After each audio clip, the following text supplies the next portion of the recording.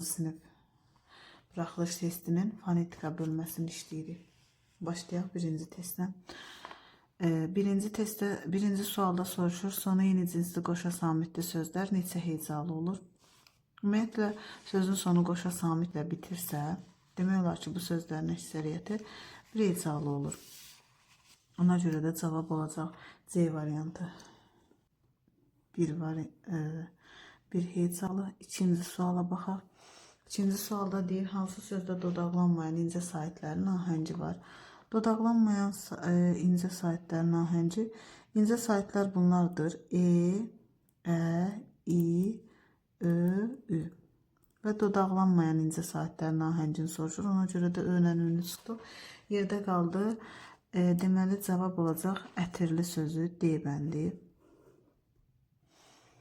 Üçüncü suala baxaq. Üçüncü sualda deyir, cərgələrin birində G hərfi ardıcıl olaraq G, sonra G,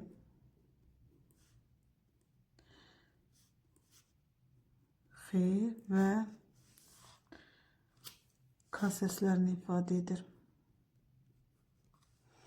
Ümumiyyətlə, G hərfi G kimi ya sözün əvvəlində gələndə G kimi tələffüz olunur, ya sözün ortasında, saitlərin ortasında gələndə, ya da ki, özündən sonra zincirtili samit gələrsə G kimi tələffüz olunacaq. G kimi, bu iki qayda X kimi tələffüz olunma və G kimi tələffüz olunma bir-biri ilə bağlı qaydadır. Deməli, sönük G samiti ilə bitən əsl Azərbaycan mənşəli sözlər və yaxud Azərbaycan mənşəli şəkilçilərin sonunda həmin sözlər X kimi tələffüz olunur və bu sözlərə belə deyək də, özündən sonra saitlə başlayan söz gələrsə G kimi tələffüz olunacaq. K kimi nə vaxt tələffüz olunur? K kimi özündən sonra kar samit gələrsə K kimi tələffüz olunur. İndi bizə lazımdır birinci söz G kimi tələffüz olunsun, sonra G, X və K səsləri ardıcıl şəkildə. Müşfiq sözü tələffüz olunur müşfiq kimi. Müşfiq. Ona görə birinci söz bizə G kimi tələffüz olunmağı lazımdır deyə A bəndi düzgün cavab ola bilməz. Ona görə A bəndini çıxdıq. Üfüq xətti. Üfüq sözü də alınma söz olduğuna görə müşfiq sözü kimi o da belə tələffüz olunacaq. Üfüq. Deməli, B bəndi də ola bilməz. Bizə lazımdır ilk söz G kimi tələffüz olunsun. C bəndinə baxırıq. C bəndində deyir, megafon. Düzdür, burada megafon sözündə G kimi tələffüz olunur. Amma digər sözə baxaq. Haqqında sözü belə tələffüz olunur. Haqqında. Bizə lazımdır ikinci söz G ilə tələffüz olunsun. Ona görə bu variantda doğru variant ola bilməz. İndi digər bəndə baxaq. D bəndində deyir, qoçaq oğlan, otaqsız, məqsəd. Qoçaq oğlan sözündə yazılışında 2 dənə G var. Qoçaq sözü əslində belə tələffüz olunur. Birinci G sözün əvvəlində gəldiyinə görə G kimi tələffüz olunacaq. Amma qoçaq sözü öz sözümüz olduğuna görə söz sonunda gələn G, X kimi tələffüz olunacaq. Və bu tipli sözlərdə, yəni sözün sonu G ilə bitib, X ilə tələffüz olunan sözlərdə həmin sözlərin özündən sonra gələn söz əgər saitlə başlayırsa, o sözlər G kimi tələffüz olunacaq. Məsələn, qoçaq sözündən sonra oğlan sözü gəlib. Adi qaydada qoçaq sözü qoçaq kimi tələffüz olunurdu, düzdür. Amma burada oğlan sözü gəldiyinə görə və bu söz saitlə başladığına görə bu söz belə tələffüz olunacaq. Qoçaq oğlan. Sonra gəlir otaqsız sözü. Otaqsız sözü də belə tələffüz olunacaq. Otaqsız. Çünki otaq sözü öz sözümüzdür. Özündən də sonra samitlə başlayan şəkilçi gəlib. Ona görə belə tələffüz olunacaq. Məqsəd sözündə G samitindən sonra kar samiti gəldiyinə görə, üzr istəyirəm, kar samiti gəldiyinə görə olacaq K kimi. Deməli, biz doğru cavabı tapdıq. Qoçaq oğlan, otaqsız və məqsəd sözləri. Bu da oldu cavab D bəndi. Baxırıq 4-cü suala. Dördüncü sualda nə soruşur? Deyir, hansı sıradakı sözlərə saitlə başlanan şəkildə artırdıqda qığı çığıya əvəzlənməsi baş vermir? Demək, nə zaman qığı çığıya əvəzlənməsi baş verir? Demək, bu qayda sözlərdə qığı çığıya əvəzlənməsinin baş verməsi qaydası əsl Azərbaycan sözlərinə aid qaydadır. Ya da sözün kökü özümüzün olmasa belə sözə artırılan şəkilçi Azərbaycan milli mənşəli şəkilçi olmalıdır da. Bu qayda aid deyil alınma sözlərə, tək hecalı sözlərə aid deyil, alınma sözlərə aid deyil. Sümük və otaq sözlərinə, məsələn, sümük sözünə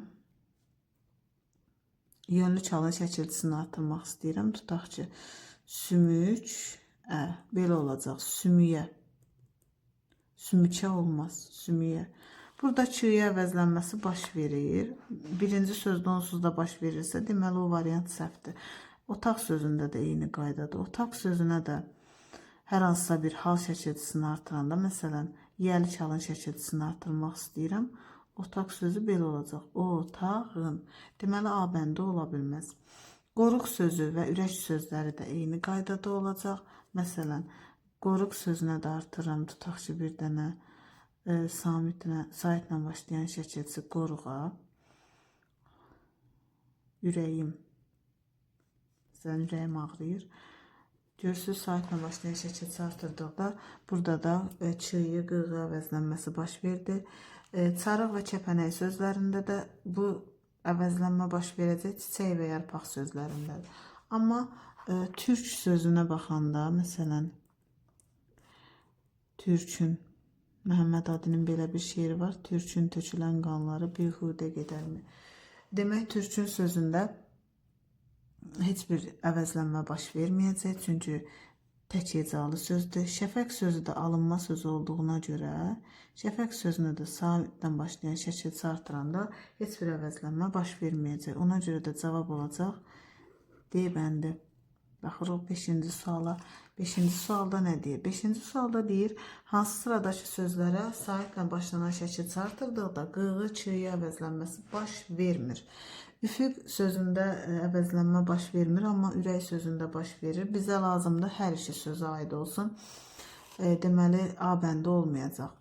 Əlcək və daraq sözlərinin hər ikisində əvəzlənmə baş verir. Ona görə B bəndi olmayacaq. Əmlaç sözündə əvəzlənmə baş vermir, amma buruq sözündə əvəzlənmə baş verir. Ona görə C bəndi də olmayacaq. Çiçək və qapaq sözlərinin hər ikisində həm çığıya əvəzlənməsi, həm də qığı əvəzlənməsi baş verdiyinə görə D bəndi də olmayacaq. Amma qalstuk və dialoq sözlərində saitlə başlayan şəkilçi artırdıqda heç bir dəyişiklik olmayacaq. Məsələn, qalstukum, dialoqun və s. Demək, burada olacaq cavab E bəndi. Bu sözlər alınma sözü olduğuna görə bu qayda onlara aid deyil. 6-cı sualda deyir, hansı sıradakı sözlərə saitlə başlanan şəkilçi artırdıqda qığı çığıya əvəzlənməsi baş vermir. Birinci A variantında ələk və məntiq sözləridir. Ələk sözündə əvəzlənmə baş verir, məntiq sözündə baş vermir. Bizə lazımdır hər ikisində əvəzlənmə baş verməsin. Ona görə A bəndi olmayacaq. Qapaq və külək sözlərinin hər ikisində əvəzlənmə baş verir. Kiçik və qatıq sözlərinin hər ikisində baş verir əvəzlənmə. Təbrik sözündə əvəzlənmə baş verməyəcək, alınma sözdür. Amma moruq sözü öz sözümüz olduğuna görə burada əvəzlənmə baş verəcək. Burada cavab olacaq B bəndi. Məsələn, monoloqun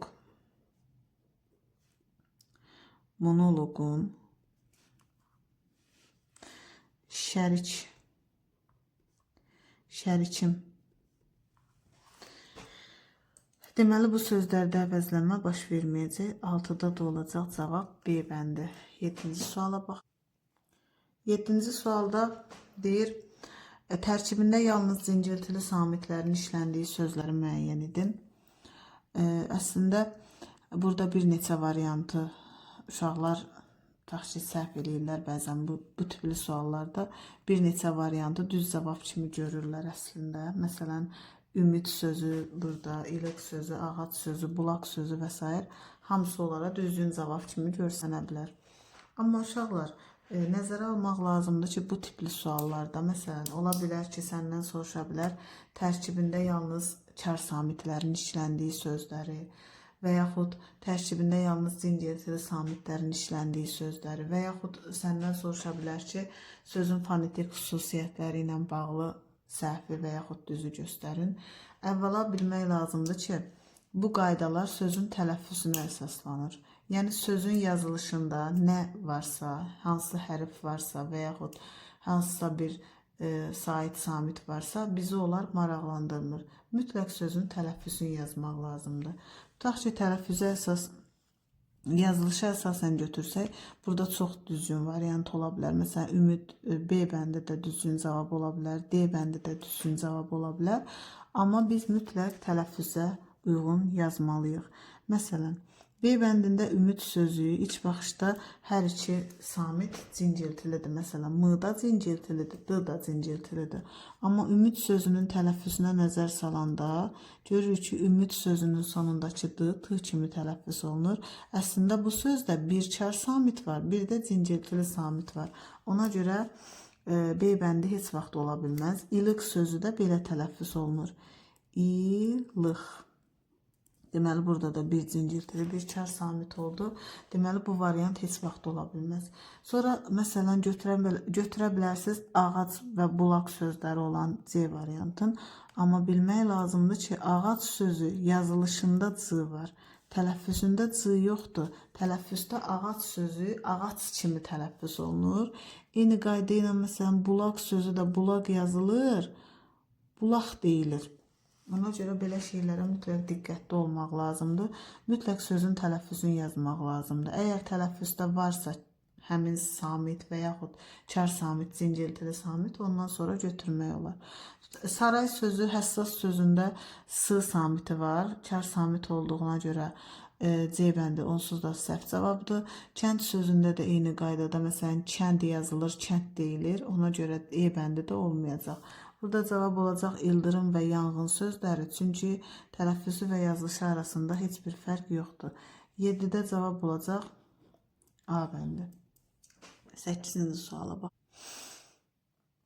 8-də deyir, saitlə başlanan şəkilçi artırdıqda hansı sözdə Ç-ya əvəzlənməsi baş vermir? Bayaq qeyd elədiyim kimi bu qayda əsl Azərbaycan milli mənşəli sözlərə aiddir. Demək olar ki, alınma sözlərə bu qayda aid deyil. Alınma sözlərdə, yəni bu qayda özünü göstərmir. Bəs biz hardan bilirik ki, alınma söz hansıdır? Təbii ki, bəzi qaydalar var ki, milli sözlərlə alınma sözləri fərqləndirir. Məsələn, bu qaydalardan biri ahəng qanununa, sözün ahəng qanununa tabi olmamasıdır. Tutaq ki, sözdə ahəng qanunu pozulubsa, deyirik ki, o söz alınmadır. Sonra sözdə K samitinin olması, K samitinin işlənməsi də onun alınma olduğunu göstərir. Bir də bəzi alınma sözlər var ki, onsuz da özü-özün büruzə verir. Məsələn, o sözü heç bir xüsusiyyəti olmasa da, baxan kimi bilirsən ki, bu söz öz sözümüz ola bilməz. Yəni, bu qədər, belə deyək də, qəribə formalı sözlər olur dilimizdə. 8-ci sualda daş, kəsək, enli, kürək, dirrik, dirsək sözləri mənşəcə öz sözlərimiz olduğuna görə bu sözlərə saitlə başlayan şəkilçi artırdıqda Ç-ya əvəzlənməsi baş verir.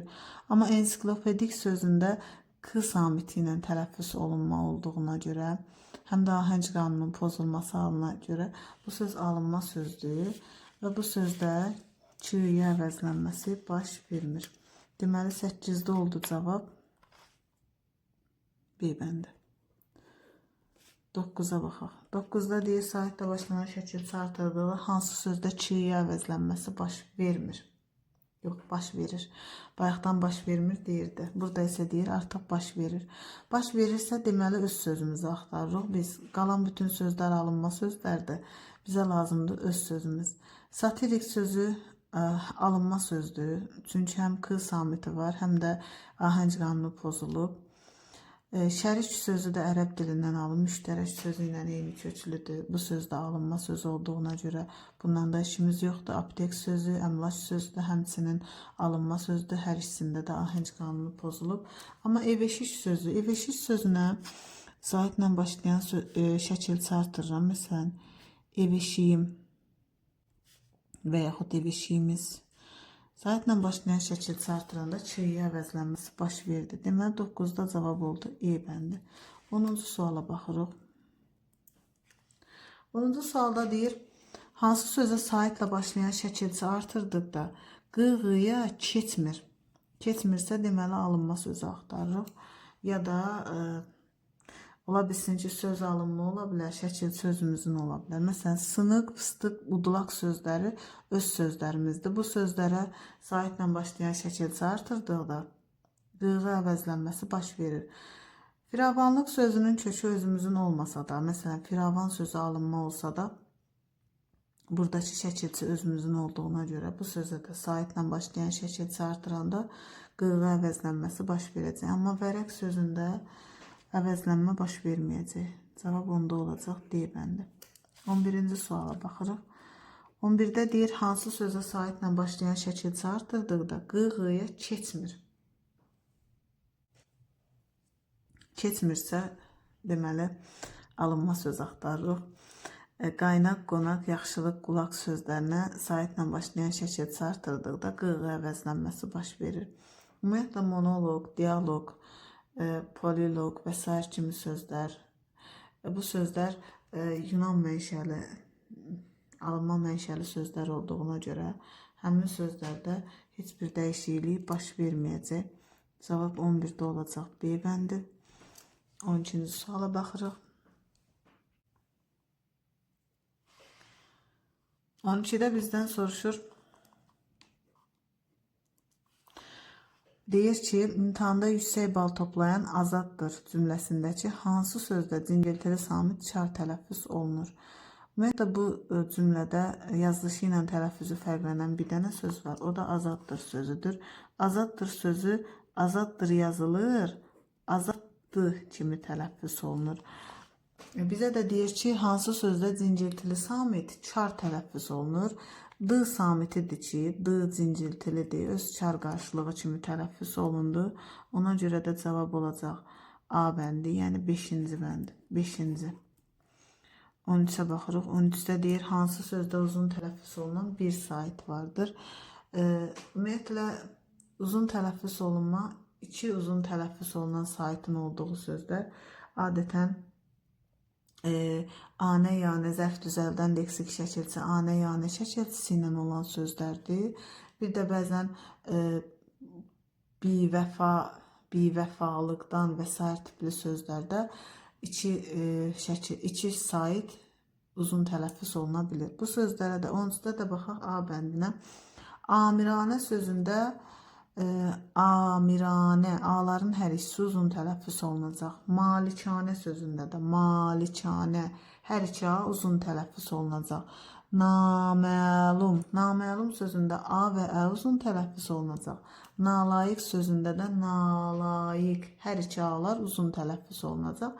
Amma laməkan sözündə laməkan təkcə deməli A uzun tələffüz olunacaq. 13-də cavab olacaq E bəndi.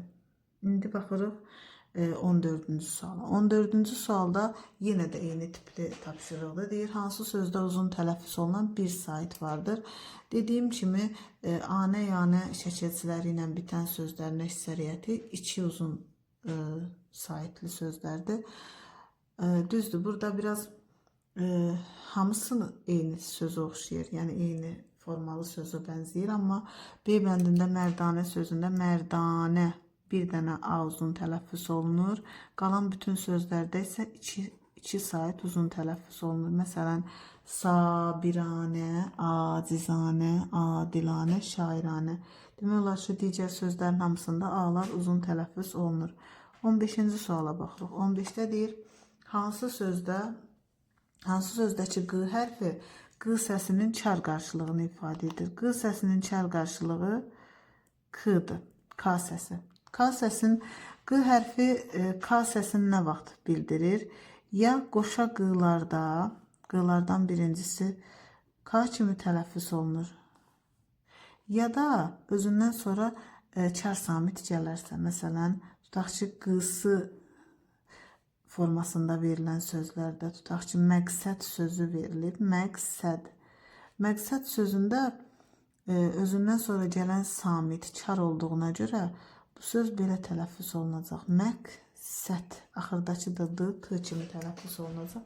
Bu tipli birləşmələr, bu tipli sözlərdə q, k kimi tələffüz olunacaq. Baxaq görək 15-də hansıdır düz. Elə cavab olacaq A bəndi, nöqsan sözü nöqsan kimi tələffüz olunacaq. Digər bəndlərdə məsələn qonaq sözündə yazılışda 2 dənə q var. Amma sözün əvvəlində q samiti olduğu kimi qalır, dəyişmir. Söz sonundakı qonaq sözü də öz sözümüz olduğuna görə axırdakı q, x kimi tələffüz olunacaq. Məqalə və təqaüd sözündə saitin ortasında gəldiyinə görə olduğu kimi qalacaq q kimi.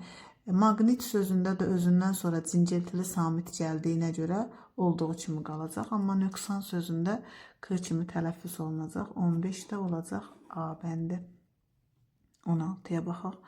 16-da yenə də eyni tipli tapşırıqdır. Deyir, hansı sözdəki q hərfi q səsinin çar qarşılığını ifadə edir? Yenə də bizə lazımdır k kimi tələffüz olunma. K kimi tələffüz olunacaq. Elə bayaq dediyim kimi çar samitdən əvvəl gələndə. O da olacaq A bəndi, təqsir sözündə. 17-də deyir, cərgələrin birində bütün sözlərdə uzun tələffüz olunan qapalı sait vardır. Qapalı saitlər bunlardır. I, I, U, Ü. Bizə lazımdır bu saitlər uzun tələffüz olunsun. Həqiqət sözündə i uzun tələffüz olunur. Abırlı və cümüş sözündə uzun tələffüz olunan sait yoxdur. Ona görə A bəndi olmayacaq. Təsadüfən, təsadüfən A uzun tələffüz olunur. A qapalı sait olmadığına görə B bəndini çıxdıq. İncə, kubuk, aqibət. Deməli, aqibət sözündə də A uzun tələffüz olunur. Ona görə C bəndi də olmayacaq. Çünki A qapalı sait deyil. Küzə, ərazi. Ərazi sözündə də A uzun tələffüz olunur. Ona görə də D bəndində çıxdıq. Bivəfa sözündə bivəfa.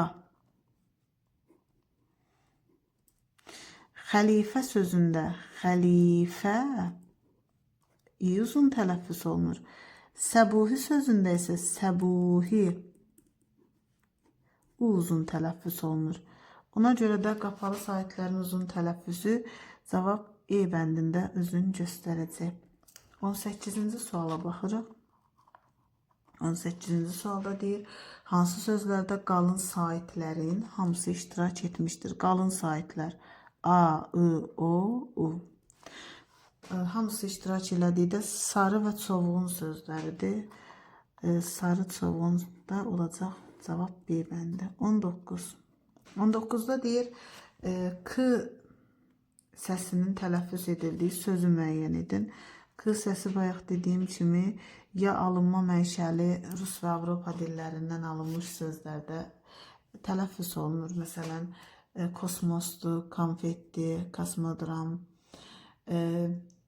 kram və sair tipli sözlərdə ya da ki söz ortasında demək q samitindən sonra çar samiti gələrsə q kimi tələffüz olunacaq.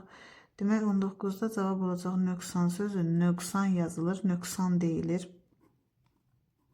Nöqsan. O da olacaq C bəndi. 20-yə baxırıq. 20-ci sualda deyir. 20-ci sualı heç görsənmir. Mən də 19 izah elədim. 19-cu suala baxaq. 19-cu sualı bir də gözdən keçirdək. Deyir ki, K səsinin tələffüz edildiyi sözü müəyyən edin. Burada da dedik ki, cavab olacaq C bəndi, nöqsan. 20-ci sualda deyir, yenə də eyni tipli sualdır. K səsinin tələffüz edildiyi sözü müəyyən edin. Fitnəkarlıq sözündə Ç kimi tələffüz olunacaq. Mütəkkə sözündə biri Ç, biri C kimi tələffüz olunacaq. Bizə K səsi lazımdır. Təqvim sözündə ümumiyyətlə nə ç səsi var, nə k səsi var. İniçasda isə ç səsi var. Amma fantastik sözündə söz sonunda k səsi var. Ona görə də 20-də olacaq cavab D bəndi. 21-ci suala baxırıq. 21-də deyir, sözlərin tərkibində, hansı sözlərin tərkibində dodaqlanan sait iştirak etməyib? Dodaqlanan saitləri əvvəlcə qeyd edək. O, U, Ö, Ü. Bizə lazımdır ki, bu saitlər iştirak eləməsin. Deməli, günorta sözündə Ü də var, O da var. Biri çıxdıq. Gündoğan sözündə də dodaqlanan sait var. Ona görə cavab olacaq 2, 4 və 5. 2, 4, 5 də olacaq D bəndi. 21-də cavab olacaq. 22-yə baxırıq. Birincisi qoşa samitli sözlərin hansında qoşa çar samitlərdən ikincisi tələffüz olunur. Eynicisi qoşa samitli sözlərə nümunə kimi yaza bilərik. Bizə lazımdır qoşa çar samitlər. Qoşa çar samitlərə nümunə kimi qoşa tığları yaza bilərik. Qoşa p'ları yaza bilərik. Qoşa tığlarda t, d kimi tələffüz olunacaq. Qoşa p'lar isə p, b kimi tələffüz olunacaq. Məsələn, baxaq sözlərə. Şappıltı sözü. 22-də şappıltı sözü verilib. Şappıltı yazılır.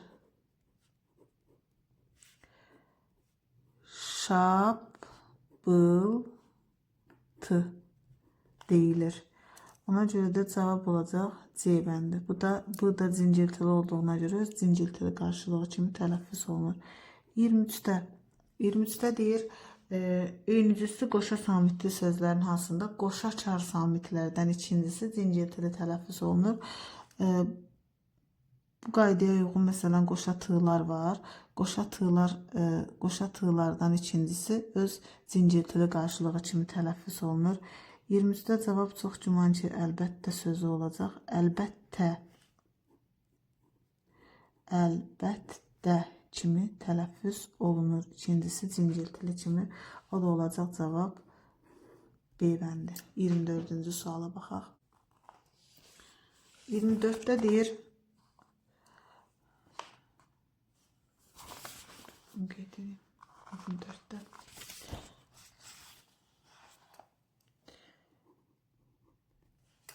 24-də deyir, saitlə başlanan şəkil artırdıqda hansı sözdə qığı əvəzlənməsi baş vermir? Baş vermirsə, deməli, burada alınma sözlərdən söhbət gedir.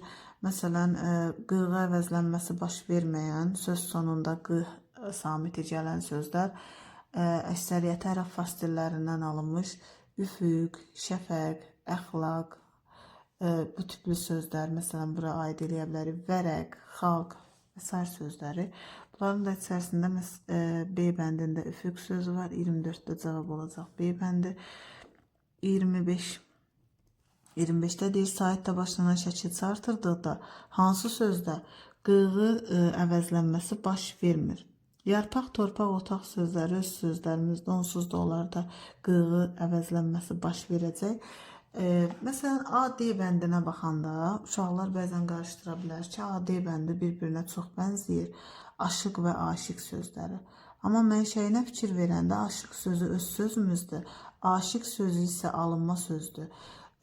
Aşıq sözünə saitlə başlayan hər hansısa bir şəkil artırdıqda, məsələn, aşığın sözü qurtaranda dalay eləyər. Belə bir məsəl var.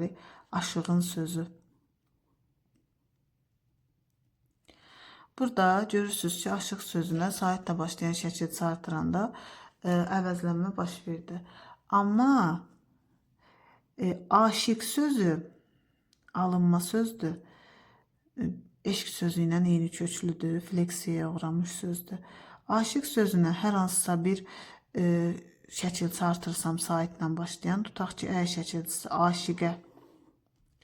Məsələn, aşiqəm sənə, tutaq ki, belə bir cümlə verilib. Aşiqəm sənə. Aşiqəm sənə demir ki, aşiqəm sənə deyir.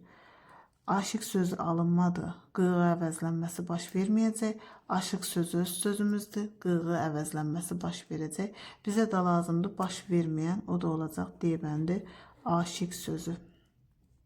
26. 26-da nə deyir? Deyir, sonundakı cinciltili samiti çar qarşılığı ilə əvəz etdikdə mənası dəyişən sözlər cərgəsini müəyyənləşdirin. Yəni bizə deyir ki, söz sonundakı cinciltili samiti çar qarşılığı ilə əvəz etdikdə yeni mənalı söz yaransın. Yeni mənalı söz də necə yaranacaq? Tutaq ki, yağ sözündə mən onu çar qarşılığı ilə əvəz edirəm. Yağ sözü var dilimizdə. Məsələn, yaxmaq, çörəyin üstünə yağ və yaxud mürəbbə yağ. Olar bu sözü belə işlətmək. Amma həsəd sözün əvəz eləyəndə çar qarşılığı ilə həsəd yaranır.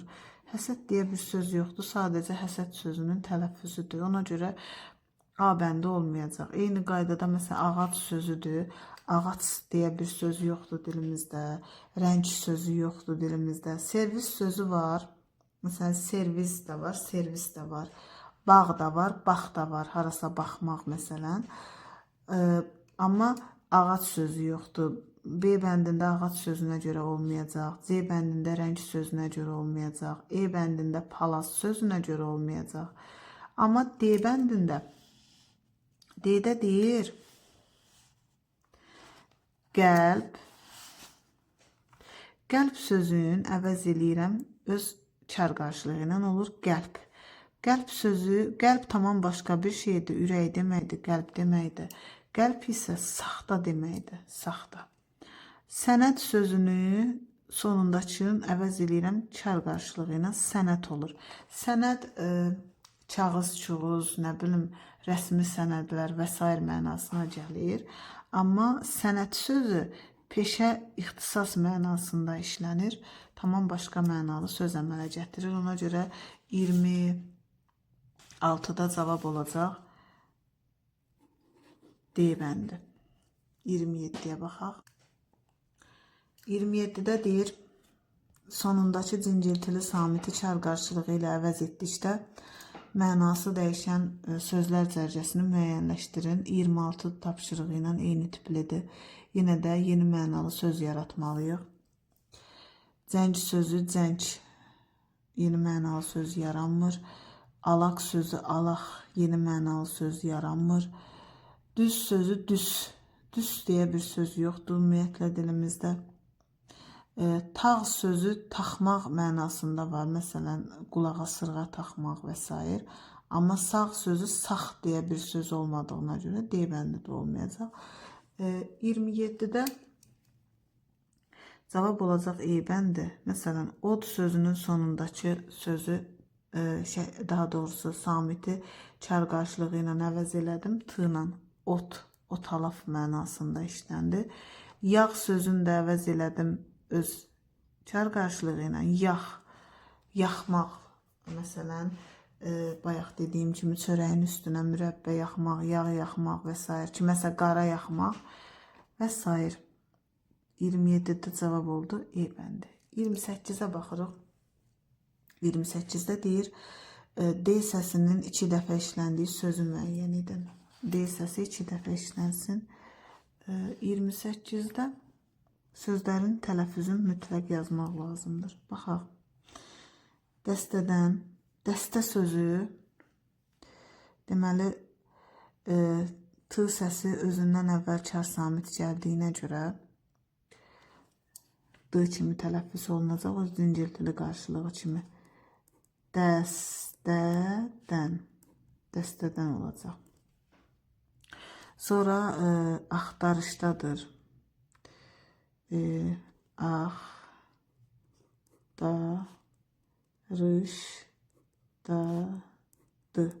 Axtarışdadır. Şabalıddan sözü şabalıddan yazılsa da şabalıddan kimi tələffüz olunur. Şabalıddan. Şabalıddan. Sonra dövlətli sözü belə yazılır. Dövlətli, amma tələffüz olunur. Dövlətli. Dövlətli kimi tələffüz olunur. Palıddan sözü də yazılır. Palıd. Palıddan yazılır, amma tələffüzdə olur. Palıddan. Bizə də deyir ki, D səsinin 2 dəfə işləndiyi sözü müəyyən edin. Sözün mütləq tələffüzünü yazmaq lazımdır. Dəstədən sözündə 3 dəfə işlənib. Deməli, A bəndə olmayacaq. Dövlətli sözündə D 2 dəfə işlənib. Axtarışdadır. D 3 dəfə işlənib. Burada da 3 dəfə işlənib. Burada da 2 dəfə işlənib. Şabalıtdan sözündə 1 dəfə işlənib. Palıtdan sözündə də 1 dəfə işlənib. Bizə də lazımdır 2 dəfə işlənən. O da olacaq dövlətli sözü. Dövlətli yazılır, dövlətli deyilir. 28-də olacaq D bəndi. 29-da yenə də eyni tipli tapşırıqda deyir. D səsinin 2 dəfə işləndiyi sözü müəyyən edin. Yenə də tələffüz qaydalarını yazmaq lazımdır. Yazırıq. Deməli, yadlardan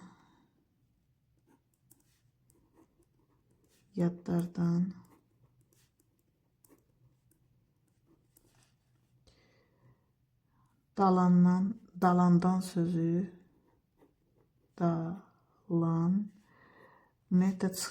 sonu nımı samitləri ilə bitən sözlərə çıxışı qalın şəkilçisini artıranda nandən kimi tələffüz olunur.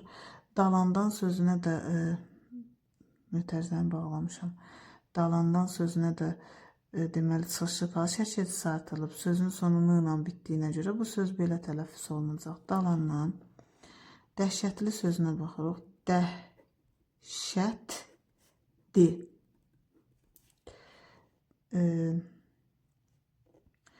Dəstədən sözü bayaqları qeyd eləmişdik. Burada var. Ona görə onu qeyd eləmirəm ikinci dəfə. Poladdan sözü də poladdan kimi tələffüz olunacaq. Deməli, burada 3 dəfə işlənib. Burada 1 dəfə, burada 1 dəfə, burada 2 dəfə. Dəstədən sözündə bayaq burada qeyd eləmişdim. Burada da 3 dəfə işlənib. Bizdən də deyir ki, 2 dəfə işləndiyi sözü tapın. 2 dəfə işləndiyi söz də olacaq. Dəhşətli sözü. Dəhşətli sözdə olacaq. Cavab C bəndi. 30-cu suala baxırıq. 30-da deyir, x səsinin, x səsi demək, yumuşaq x səsinin 2 dəfə işləndiyi sözü müəyyən edin. Demək, şəriklik sözü, düzdür, şəriklik sözündə milli şəkilçisi var, amma sözün kökü alınma olduğuna görə sözün kökü eyni qalacaq. Şəkilçisi x üstü iştiriklə tələffüz olunacaq. 30-cu sualı qeyd edeyim, sualın nömrəsini. Texnik sözü ümumiyyətlə yazışı və tələffüzü fərqlənmir. Həm də alınma sözü elə olduğu kimi qalacaq. Texnik k ilə tələffüz olunur. Yelpiç sözündə də söz səhv yazdım. Yelpiç kimi tələffüz olunacaq. Yelpik. Xainlik sözündə də bir dənə x, deməli bu x-dır, onsuz da olduğu kimi qalacaq. Bu isə x üstü iştirik olacaq, bir dənə olacaq. Çiçəklik sözü isə sözün kökü də özümüzündür. Çiçəklik. Şəkilçi də özümüzün olduğuna görə bu söz belə tələffüz olunacaq. Çiçəklik. Yəni 2 dənə x üstü iştirik olacaq. O da olacaq cavab C bəndi. 31-də deyir, yenə də x səsinin 2 dəfə işləndiyi sözü müəyyən edin. Yenə də öz sözümüz olmalıdır. Mexanik sözü öz sözümüz deyil, alınma sözdür, burada olmayacaq. Xeyirxah sözündə ümumiyyətlə yoxdur elə bir tələffüz. Yəqinlik sözündə də bir dənə x üstü iştirik olacaq. Yəqinlik kimi olacaq. Qoy qeyd edeyim bura. Deməli, yəqinlik belə olacaq. Xörək sözündə də bir dənə olacaq. Bir dənə olmayacaq. Əvvəlindəki x ümumiyyətlə bu adi x-dır, bu yumşaq x-dır. Eyni səs deyil də olar. Ona görə də ondan işimiz yoxdur. Amma göyçəklik sözü belə olacaq.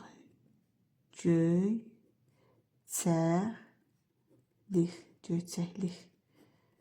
Ona görə də cavab olacaq. Göyçəklik sözü, o da olacaq E bəndi. Sonra baxırıq 32-yə. Hansı sözdə uzun tələffüz olunan 2 sait var? Bayaq qeyd elədiyim kimi sonu anə yanə ilə bitən sözlər, zərf ümumiyyətlə anə yanə şəkilçisi zərf düzəldən leksik şəkilçisidir və həmin şəkilçisi artırılmış sözlərdə adətən 2 uzun sait olur. Burada da cavab olacaq alimanə sözü. Ümumiyyətlə alim sözü onsuz da uzun tələffüz olunan sözdür. Alim, anə. İki a'ların ikisi də uzun tələffüz olunur burada. 33-də olacaq cavab A bəndi. 33-də deyir, hansı sözdə uzun tələffüz olunan 2 sait var? Yenə də bayaqçı qaydaya əsasən zərf düzəldən leksik şəkilçisi və yaxud burada zərf düzəltməyib düzdür, amma əksər nümunələrdə zərf düzəldir. Malikanə sözü isimdir burada, amma yenə də 2 dənə uzun tələffüz olunan sait var. Malikanə. 2 a'ların ikisi də uzun tələffüz olunur.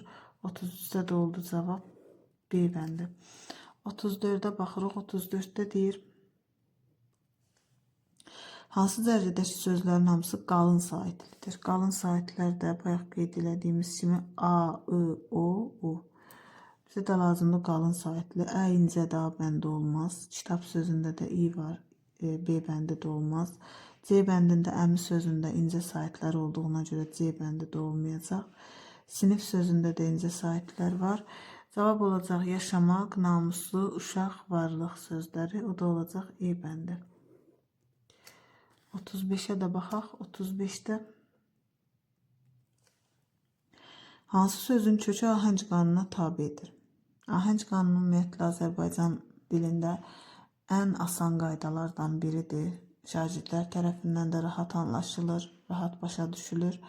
Ona görə bu tipli sualları ümidvaram ki, həmişə düz yazarsınız. Hansı sözün kökü? Deməli, sözün kökündən söhbət gedir. Ahəng qanununa tabedir. Ləyaqətli sözü. Ləyaqətli. Ləyaqətli sözünün kökü ləyaqətdir. Ləyaqət sözü də ahəng qanununa tabe deyil. Deməli, A bəndi olmayacaq. Basəfa sözünün kökü səfadır. Bada ön şəkilçisidir. Ə-a ahəng qanununa tabe deyil. Əzabkeş sözünün kökü əzabdır. Keşdə leksik şəkilçisidir. Ə incədə A qalındır. Deməli, bu da ahəng qanununa tabe deyil. Təlaşla sözünün kökü təlaşla. Sözün kökü təlaşdır. La leksik şəkilçisidir. Ə incə A qalın olduğuna görə deməli burada ahəng qanununa tabe deyil. Təmizkar. Təmizkar sözünün kökü təmizdir. Bu da leksik şəkilçisidir. Ə incədir, İ də incədir. Hər ikisi incədir. Deməli, təmizkar sözünün kökü ahəng qanununa tabedir. 35-də cavab olacaq E bəndi.